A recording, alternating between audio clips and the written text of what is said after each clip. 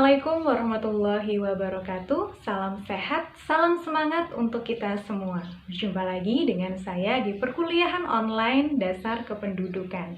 Pada hari ini kita akan membahas tentang mortalitas. Apa itu mortalitas? Namun sebelumnya saya mengingatkan kepada Anda untuk mengisi presensi pada kolom komentar di bawah dan mencatat hal-hal penting yang ada di dalam materi untuk mempermudah Anda dalam mengerjakan kuis ataupun ujian nanti. Langsung saja kita akan memulai pembahasan untuk materi pertemuan minggu ini. Kesempatan kali ini saya akan melanjutkan pembahasan tentang mortalitas. Tapi terlebih dahulu kita akan belajar tentang pengertian dari mortalitas itu sendiri. Jadi menurut WHO, kematian atau mortalitas itu merupakan suatu peristiwa menghilangnya semua tanda-tanda kehidupan secara permanen. Yang termasuk dalam tanda-tanda kehidupan seperti yang kemarin sudah pernah dibahas ya, adanya denyut jantung, adanya denyut nadi, kemudian bernafas, dan adanya gerakan-gerakan otot. Kemudian ini tuh sudah hilang. Tanda-tanda ini hilang secara permanen atau menetap yang bisa terjadi setiap saat setelah kelahiran hidup. Kemudian kematian hanya bisa terjadi kalau sudah terjadi kelahiran hidup atau keadaan mati selalu didahului dengan keadaan hidup, yang berarti bahwa ketika ada seorang bayi yang baru lahir kemudian menunjukkan tanda-tanda hidup seperti adanya nafas, adanya denyut jantung, dan lain sebagainya, setelah beberapa saat kemudian dia meninggal, maka di situ ada dua peristiwa, itu lahir hidup dan lahir mati. Nah, ini yang perlu dibedakan. Nah, kemarin kita sudah pernah belajar sekilas tentang lahir hidup dan lahir mati. Nah, pada kesempatan kali ini kita akan memperjelas lagi nih, apa sih lahir hidup dan lahir mati. Jadi lahir hidup itu merupakan suatu peristiwa keluarnya hasil konsepsi atau hasil pembuahan, yang berarti di sini adalah keluarnya sebuah janin ya, atau seorang janin dari rahim seorang ibu secara lengkap tanpa memandang lamanya kehamilan itu terjadi. Jadi walaupun kehamilannya belum genap 9 bulan, tapi kalau bayi itu sudah lahir, janin itu sudah lahir dengan selamat dan menunjukkan tanda-tanda kehidupan seperti adanya denyut jantung, denyut tali pusat, gerakan otot, dan yang lain sebagainya, tanda-tanda kehidupan, bisa bernafas, maka itu disebut dengan lahir hidup. Sedangkan lahir mati itu peristiwa menghilangnya tanda-tanda kehidupan dari hasil konsepsi sebelum bayi itu dikeluarkan dari rahim ibunya. Kalau lahir mati ini itu bisa dibedakan menjadi dua, yaitu stillbirth dan aborsi atau keguguran. Nah, stillbirth ini merupakan kematian yang terjadi pada janin yang berusia antara 20 sampai 28 minggu.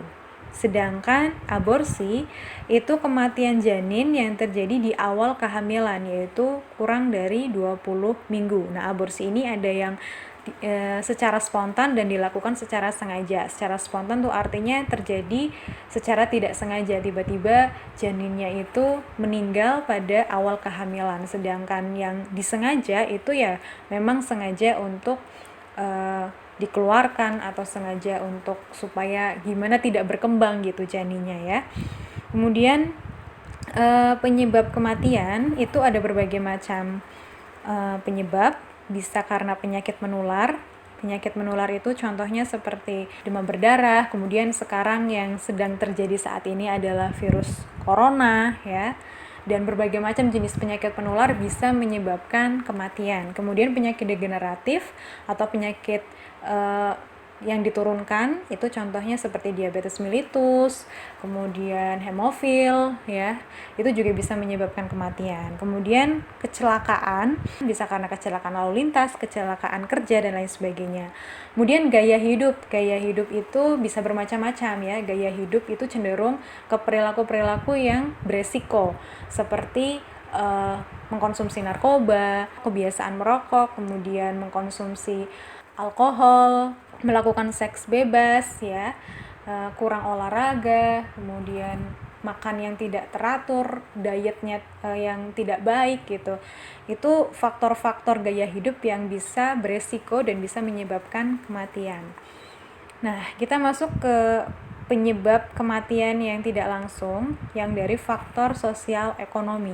Jadi kalau tadi itu adalah penyebab kematian yang secara langsung ya, bisa karena penyakit menular, degeneratif, kecelakaan dan gaya hidup. Nah, kalau ini yang tidak langsung bisa dari sosial ekonomi seperti pengetahuan tentang kesehatan, gizi dan lingkungan sekitar ya, kesehatan lingkungan dan kepercayaan nilai-nilai yang ada di masyarakat.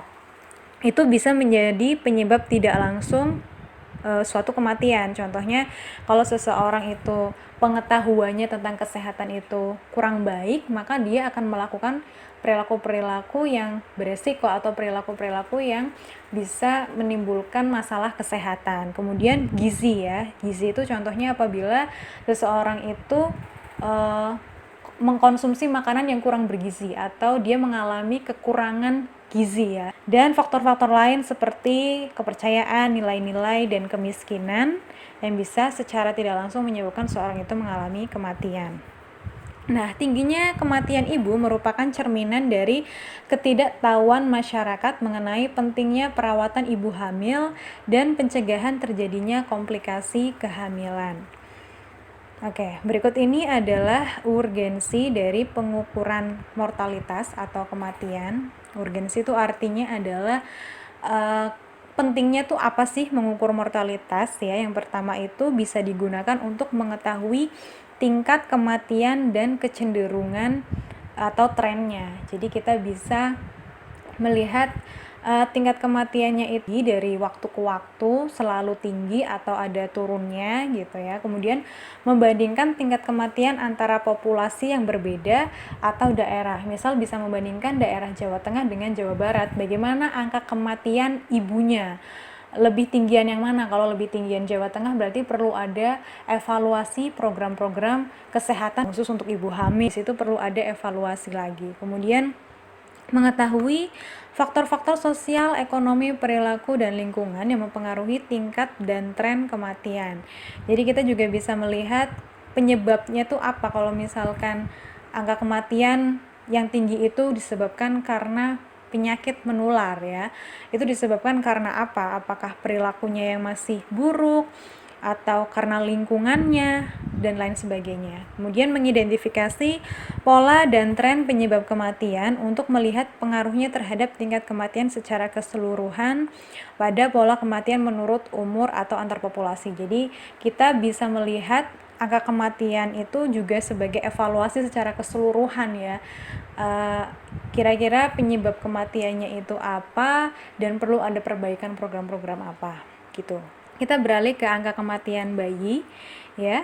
Yang dikategorikan dalam bayi itu adalah seseorang yang baru lahir sampai usia 11 bulan 29 hari ya. Kemudian kematian bayi ini adalah suatu peristiwa ya hilangnya tanda-tanda kehidupan saat seseorang itu belum berusia tepat 1 tahun atau 11 bulan 29 hari. Karena kalau udah 1 tahun itu kategorinya sudah bukan lagi bayi, itu sudah masuk dalam kategori anak-anak. Nah, kematian bayi ini penyebabnya ada 2, yaitu kematian bayi endogen dan eksogen. Nah, kalau endogen ini adalah kematian bayi yang usianya itu kurang dari 1 bulan. Ya, jadi ini masuknya adalah kematian neonatal, di mana usia bayi itu usianya masih kurang dari 1 bulan, yang biasanya terjadi karena faktor-faktor ketika dia ada di dalam kandungan. Jadi faktor-faktor dari ibu itu sedang hamil tuh apa saja yang terjadi. Kalau kematian eksogen itu kematian bayi ketika dia sudah berusia lebih dari 1 bulan sampai usianya kurang dari 1 tahun ya, yaitu 11 bulan 29 hari. Ini masuk dalam kategori kematian bayi eksogen atau postneonatal yang biasanya terjadi karena faktor lingkungan sekitar.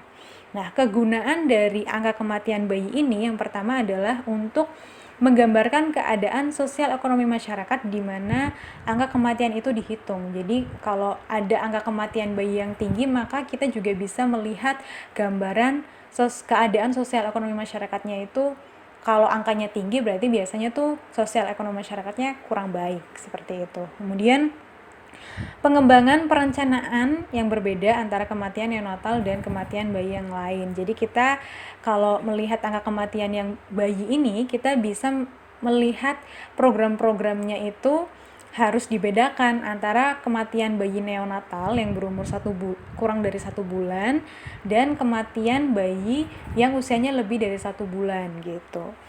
Kemudian kematian neonatal ini disebabkan oleh faktor endogen tadi ya, faktor yang berhubungan dengan kehamilan, dan program-programnya itu yang biasanya lebih khusus untuk melayani ibu-ibu hamil. Jadi peningkatan program pelayanan kesehatan ibu hamil karena terkait dengan faktor bawaan si ibu ketika hamil penyebabnya.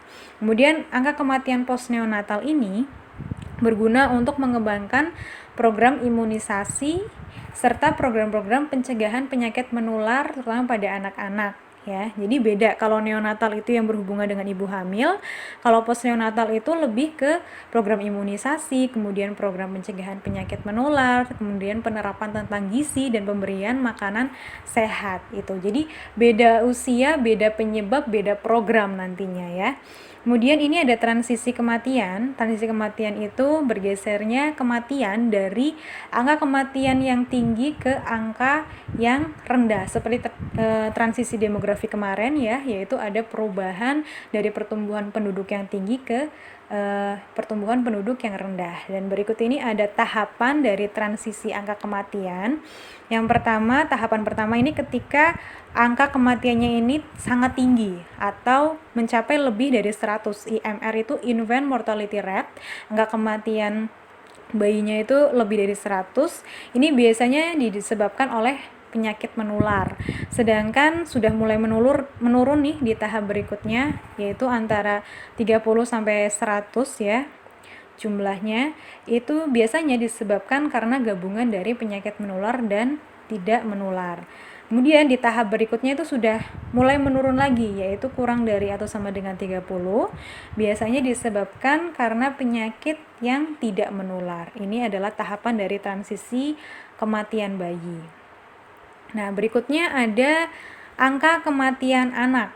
Ya, yang dimaksud dalam kategori anak-anak yaitu anak yang berusia tepat 1 tahun ya, karena kalau masih 11 bulan 29 hari itu masuknya dalam kategori bayi. Kalau sudah tepat 1 tahun itu masuk dalam kategori anak sampai dengan usia 4 tahun 11 bulan 29 hari ya. Ini kurang dari 5 tahun atau menjelang 5 tahun. Kemudian angka kematian anak ini mencerminkan kondisi lingkungan yang langsung mempengaruhi tingkat kesehatan anak ya. Lingkungan itu berarti bagaimana tentang kebersihan lingkungannya ya. Ini keadaan kebersihan diri gitu. Kemudian bagaimana gizinya, apakah dia masuk dalam kategori gizi baik atau gizi buruk. Kemudian adanya penyakit menular atau tidak, atau terjadi kecelakaan di dalam atau di sekitar rumah ya. Kemudian angka kematian itu tidak termasuk kematian bayi ya, karena kalau bayi itu berbeda tadi. Berikutnya ada angka kematian ibu. Angka kematian ibu itu merupakan definisinya kematian perempuan pada saat hamil ya, atau kematian dalam kurun waktu 42 hari sejak terminasi kehamilan tanpa memandang lamanya kehamilan atau tempat persalinan. Jadi dari saat dia hamil sampai 42 hari setelah melahirkan. Yakni kematian yang disebabkan karena kehamilannya atau pengelolaannya. Bisa karena ketika dia melahirkan pelayanan kesehatannya mungkin pengelolaannya kurang baik sehingga terjadi peristiwa yang tidak diinginkan ya. Bukan karena penyebab-penyebab lain seperti kecelakaan atau terjatuh. Jadi kalau misalkan ada seorang wanita yang tidak dalam kondisi hamil atau tidak dalam terminasi 42 hari sejak kehamilan, dia meninggal, dia tidak termasuk dalam kategori kematian ibu ya, itu kematian biasa. Kemudian angka kematian ibu merupakan banyaknya kematian perempuan pada saat hamil atau selama 42 hari sejak terminasi kehamilan tanpa memandang lama dan tempatnya persalinan yang disebabkan oleh kehamilannya atau pengelolaannya dan bukan karena sebab-sebab lain per 100.000 kelahiran hidup. Ini tentang angka kematian ibu akan dibahas di pertemuan selanjutnya ya nanti. Kemudian dari kegunaan dari MMR atau angka kematian ibu, Mother Mortality Rate ya, yaitu yang pertama untuk mengembangkan program peningkatan kesehatan reproduksi, terutama pelayanan kehamilan dan membuat kehamilan yang aman bebas dari resiko tinggi, karena ini kan terjadi pada ibu-ibu ya. Jadi programnya lebih ke supaya si ibu itu aman kehamilannya. Kemudian program peningkatan jumlah kelahiran yang dibantu oleh tenaga kesehatan, karena ada beberapa ibu mungkin yang memilih masih bersalin di dukun gitu ya, di dukun-dukun kehamilan. Kemudian penyiapan sistem rujukan dalam penanganan komplikasi kehamilan. Kemudian yang terakhir penyiapan keluarga dan suami siaga dalam menyongsong kelahiran. Ini merupakan program-program yang bisa digunakan untuk mencegah kematian ibu ya. Kemudian ini yang terakhir ada angka harapan hidup. Angka harapan hidup itu kalau diartikan secara sederhana ya.